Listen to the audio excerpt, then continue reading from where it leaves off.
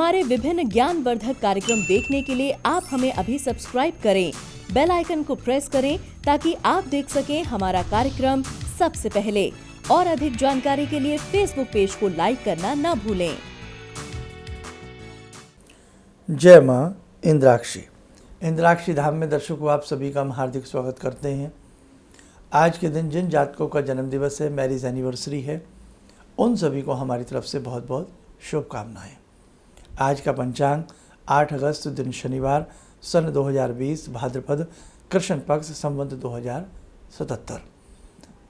तिथि पंचमी, नक्षत्र उत्तरा भाद्रपद, राहु काल 9 से 10:30, दिशा सूर्य पूर्व दिशा। आज हम बात करते हैं संतान जब कहना ना माने तो हम क्या करें।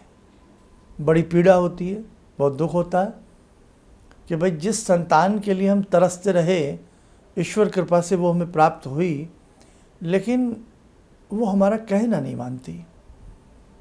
हर माता पिता अपने बच्चे को सभ्य देखना चाहता है, अच्छा देखना चाहता है, और हर माता पिता अपनी हैसियत से ज़्यादा अपने बच्चों को अच्छे से पालता है, अच्छे से खिलाता है, अच्छे से सब कुछ करता है।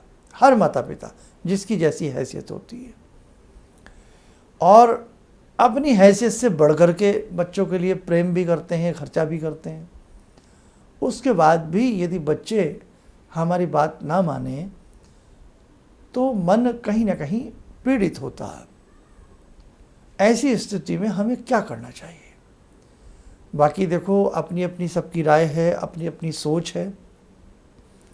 ऐसी स्थिति में सबसे पहली बात तो यही है कि हमें अध्ययन करना चाहिए। कई बार देखो, अगर डॉक्टर चाहे कि मेरा बच्चा डॉक्टर ही बने, ज़रूरी नहीं है। इंजीनियर चाहे मेरा बच्चा इंजीनियर बने, ये भी ज़रूरी नहीं है।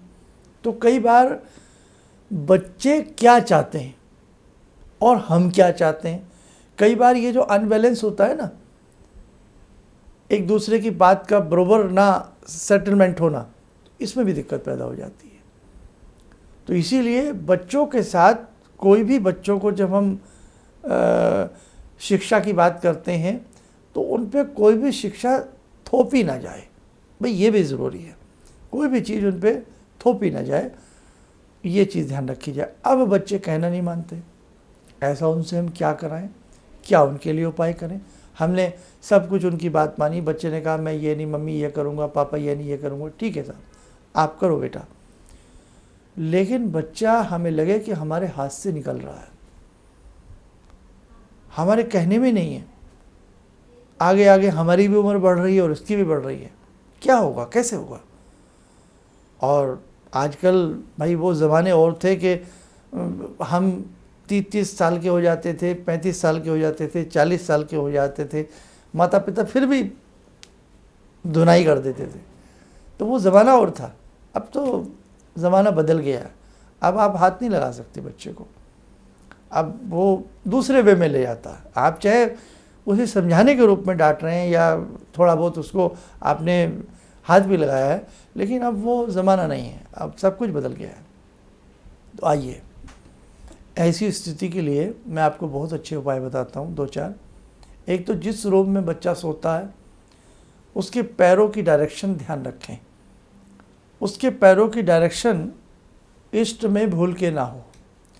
पूर्व दिशा की तरफ आपका बच्चा भूल कर ना सोए, यानी कि पूर्व दिशा की तरफ पैर करके, सिर पूर्व की तरफ हो, ईस्ट की तरफ, तो बहुत अच्छा रहता है। सेकेंडली, आपका बच्चा जहाँ पढ़ता है बैठ करके, वहाँ उसने कैसे चित्र लगाए हुए हैं। अब वो माइंड मत कीजिएगा कि कहाँ हमारे देश के शहीदों के फ़ोटो होने चाहिए, हमारे भगवान के फ़ोटो होने चाहिए। अब वो फिल्मी कलाकारों के फ़ोटो लगा लेते हैं। अब वो साहब जैसा देश वैसा भेष, वैसी प्रेरणा मिलती है। तो ये चीज़ भी नहीं होनी चाहिए। और इससे भी ऊपर चले जाते हैं जाने वाले स्टूडेंट, तो देखें हमने, तो उनके कमरे में हम ऐसे सौम्य चित्र लगाएं, ऐसे देशभक्तों के चित्र लगाएं जिनसे प्रेरणा मिले, प्रेरणादायक। उनके कमरों में वो माने ना माने, उनके रूम में प्रेरणादायक हम वाक्यांश लिखें, प्रेरणादायक, ये व्यवस्था बनाई जाए। जिस रूम में बच्चा पढ़ता हो उसमें सीलन ना हो, उस रूम में अंधेरा ना रहता हो अक्सर, ये ध्यान रखें आप। जब बच्चा जहाँ बैठ कर के पढ़ता है उसका मुख पूर्व में, ईस्ट में या नॉर्थ में होना चाहिए, तो बहुत अच्छा रहता है, ये ध्यान रखें आप। एक चीज़ और ध्यान रखें, आपने सबके पास दुर्गा सप्तशती होगी, सबके पास करीब करीब होगी। तो दुर्गा सप्तशती में ऐसे अनेकों मंत्र हैं जो आप पढ़ सकते हो। एक मंत्र है ओम सर्वा बाधा विनिर्मुक्तो धन धान्य सुतान्वित मनुष्य मत प्रसादेन भविष्यति न संशय। दुर्गा सप्तशती में ये मंत्र आपको मिल जाएगा। पीछे की तरफ भी मिल जाएगा जहाँ लिखा हुआ है कि अनेक प्रकार के मंत्रों से अनेकों काम होते हैं, वो मिल जाएगा। मैं आपको दिखा भी देता हूँ। जैसे दुर्गा सप्तशती में सबसे हम पीछे की तरफ जाएंगे तो ये मेरे पास हिंदी वाली है, मैं संस्कृत वाली दुर्गा सप्तशती ले लेता हूँ। ये संस्कृत वाली मेरे पास आ गई। अब इसमें मैं आपकी सुविधा कर रहा हूँ, अब जिनके पास नई बुक्स हैं, नई वाले ग्रंथ हैं ये, तो पेज 234 या आप ये मान लेना, टाइटल बता देता हूँ, सप्तशती के कुछ सिद्ध संपुट मंत्र।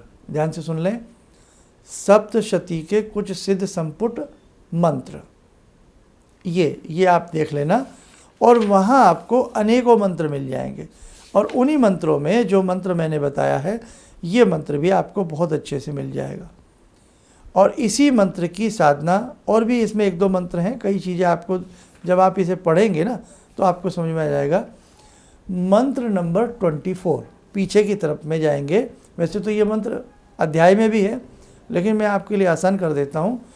ये दुर्गा सप्तशती हैं आपकी, और इसमें मंत्र नंबर 24 सबसे पीछे की तरफ जहाँ मंत्र दिए हुए हैं अलग से, सर्वाबाधा विनिर्मुक्तो धन धान्य सुतान्वित मनुष्य मत प्रसादेन भविष्यति न संशय।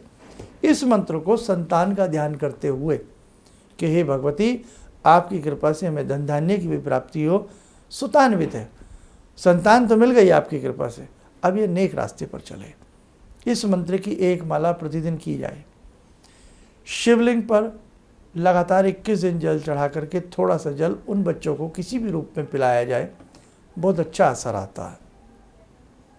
दूसरी बात, बच्चे को जब भी कुछ दें, रोटी दें, दूध दें, चावल दें, नॉनवेज छोड़ के, तो आप एक मंत्र पढ़ा करें अक्सर, ओम ह्रीं सरस्वत्यै नमः। दोबारा सुने, ओम ह्रीं सरस्वत्यै नमः। आप उनके लिए रोटी बना रहे हैं, वह ज़्यादातर माँ ही करती हैं, देखो उपाय, पिता तो कम ही करते हैं, बुरा मत माने आप। अब माँ रोटी बना रही है, ओम ह्रीं सरस्वत्यै नमः, बनाते सब्जी बना रही हैं, ओम ह्रीं सरस्वत्यै नमः। बच्चे का खाना परोस रहे हैं, ओम ह्रीं सरस्वत्यै नमः। टिफ़िन लगा रहे हैं, ओम ह्रीं सरस्वत्यै नमः। जैसा खाए अन्न वैसा होए मन, जैसा पिए पानी वैसी बोले वाणी। हमने अनेकों वर्ष पहले बताया था कि सरस्वती चूर्ण मिल जाता है, नाम ही देखो सरस्वती हो जिसका, विद्या का वास होता। तो सरस्वती चूर्ण भी आधा चम्मच बच्चे को यदि ताजे पानी से या दूध से दिया जाए, मेधा शक्ति का विकास करता है। इसी के साथ साथ दक्षिणावर्ती शंख आप अपने घर में रखिए, पूजा स्थल में, उसमें रात को पानी भर दें, उसे किसी कपड़े से ढाँप दें, थोड़ा सा जल दक्षिणावर्ती शंख का जरूर पिलाएं, बुद्धि का विकास होता है, बहुत अच्छा आपके उसको रिजल्ट मिलेगा। अब एक सवाल उठता है, वो माने ही कुछ ना कि साहब वो जल भी नहीं पिएगा, वो कुछ नहीं करेगा, वो तो हमारे हाथ का पानी भी नहीं लेगा, ये स्थिति भी आती है।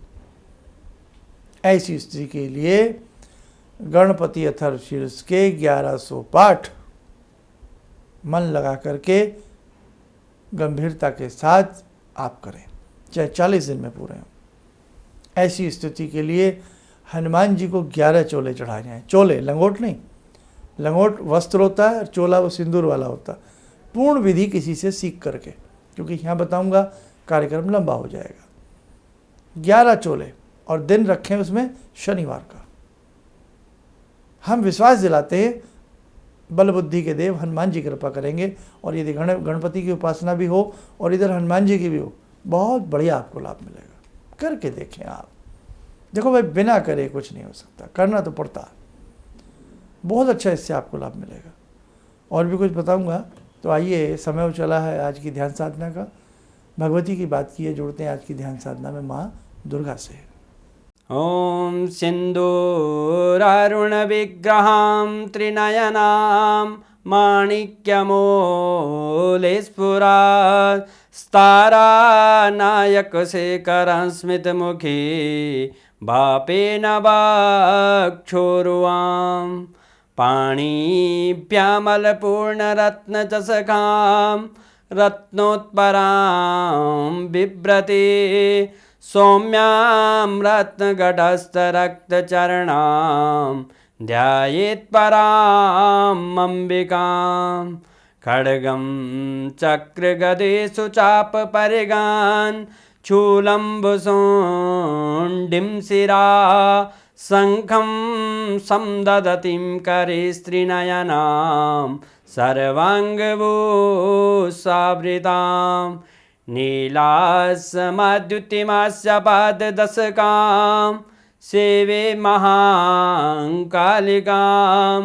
यामास्तो स्वपितैहरो कमलजो हन्तुं मधुं कैटवम् विद्युद्दामसमप्रभां मृगपते स्कन्दस्थितां भीषणां कन्या विहकरवालखेटविलसा धस्ताविरासेवितां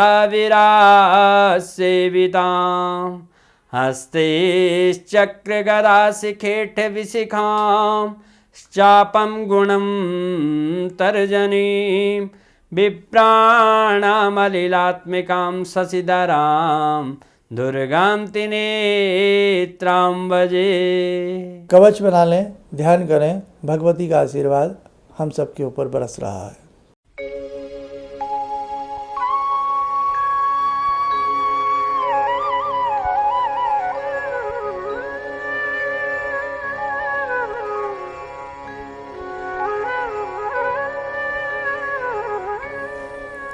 ओम बोलते हुए नेत्र खोलें, सामान्य हो जाए। तो जो मैंने ये छोटे छोटे उपाय बताए हैं, इनका ध्यान रखें। हनुमान जी को 11 चोले, लेकिन दिन शनिवार हो।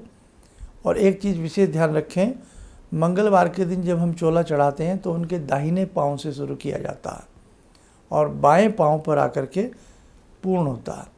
शनिवार के दिन जब चोला चढ़ाते हैं तो उनके बाएं पाँव से शुरू करते हैं, लेफ़्ट से, और राइट पर आकर के वो पूर्ण हो जाता है। इतना हमारी बात ध्यान रखें। अदरवाइज़ किसी जानकार से चोले की संपूर्ण विधि सीख लें। अब एक दिक्कत और है, जो महिलाएं हैं वो अपने हाथ से ना चढ़ाएं, वो पंडित जी से चढ़वा दें या आपके हस्बैंड चढ़ाए या कोई भी घर परिवार से चढ़ाए तो अच्छा लाभ मिलेगा। लेकिन जितनी सात्विक भावना से आप ये उपाय करेंगे या करेंगी, गारंटेड आपको लाभ मिलेगा। आप करें तो भगवान की ऐसी ऐसी उपासनाएं हैं जिससे जीवन में बहुत शीघ्र परिवर्तन आ सकता है और हम अपनी जो समस्याएं हैं संतान को लेकर के उसमें सुधार ला सकते हैं। एक उपाय और, अगर आपके बच्चे की कुंडली बनी है वैदिक तरीके से, नहीं बनी है तो कुंडली बनवाओ, वैदिक तरीके से उसका पंचम भाव दिखाओ कैसा है। पांचवा घर किसका होता है? बुद्धि का होता है। पंचम भाव, द्वितीय भाव और प्रथम भाव। प्रथम भाव स्वभाव का होता है, द्वितीय भाव वाणी का होता है। कई बार बहुत बच्चों की वाणी बड़ी कड़वी होती है, कुछ भी कह देते हैं माता पिता को। पंचम भाव बुद्धि का। इन 3 भाव में क्या ग्रह हैं, क्या ग्रहों के ऊपर दृष्टि है, ये सारी चीज़ अच्छे से अवलोकन की जाए और फिर उसका उपाय किया जाए, बहुत अच्छा लाभ मिलता है। समझे? इसके लिए कोई भी भाई आपके कोई भी हों, किसी भी अच्छे एस्ट्रोलॉजर से मिलें और वैदिक जन्म पत्रिका उनकी दिखा करके, या अगर जन्म पत्रिका नहीं है तो फिर हाथ की रेखाएं होती हैं, वो दिखा करके भी आप पूछें। कुंडली है तो बहुत अच्छी बात है कि भाई वो जो भी जानकार होंगे वो तीनों भाव जरूर देखेंगे और उसके बाद आपको उपाय देंगे। कई बार पंचम भाव में ग्रहण होता है, द्वितीय भाव में ग्रहण होता है, कई बार प्रथम भाव में राहु हों, किसी अन्य ग्रह के साथ हों, जैसे मंगल के साथ हों, सूर्य के साथ हों, चंद्र के साथ हों, ग्रहण बन जाता है। तो कई बार ये तीनों भाव कुंडली के यदि बच्चे के गड़बड़ हैं तो हमने देखा है कि वो बात नहीं आती जो माँ बाप चाहते हैं। इसलिए घबराना नहीं है, ज्योतिष शास्त्र भी आपकी बहुत बड़ी मदद कर सकता है। बाकी और भी कुछ समय समय पर मैं आप सबको बताता रहूँगा। इन्हीं शब्दों के साथ हम अपनी वाणी को विराम देते हैं। जय माँ इंद्राक्षी। मुझे ये अंदर से विश्वास हो रहा था कि जो चीज़ 2-3 मैं ढूंढ रही हूँ, क्योंकि थोड़ी बहुत मैं भी भगवान में आस्था रखती हूँ, तो मैं ये सोची थी कि मुझे वो चीज़ें मिल जाएंगी। और रियली मुझे आज यहाँ बैठ के ऐसा लगा, जो आपने 2-3 चीज़ें करने के लिए बताई हैं, कि शायद मेरी समस्याओं का हल शुरू हो गया आज से। किसी भी समस्या के समाधान के लिए मिले प्रसिद्ध हस्तरेखा एवं वास्तु विशेषज्ञ प्रोफेसर धर्मेंद्र शर्मा जी से। नोट: शिविर में भाग लेने हेतु एवं व्यक्तिगत रूप से मिलने के लिए कॉल करने का समय सुबह 10 बजे से शाम 6 बजे तक। हमारे विभिन्न ज्ञानवर्धक कार्यक्रम देखने के लिए आप हमें अभी सब्सक्राइब करें, बेल आइकन को प्रेस करें ताकि आप देख सकें हमारा कार्यक्रम सबसे पहले। और अधिक जानकारी के लिए फेसबुक पेज को लाइक करना न भूलें।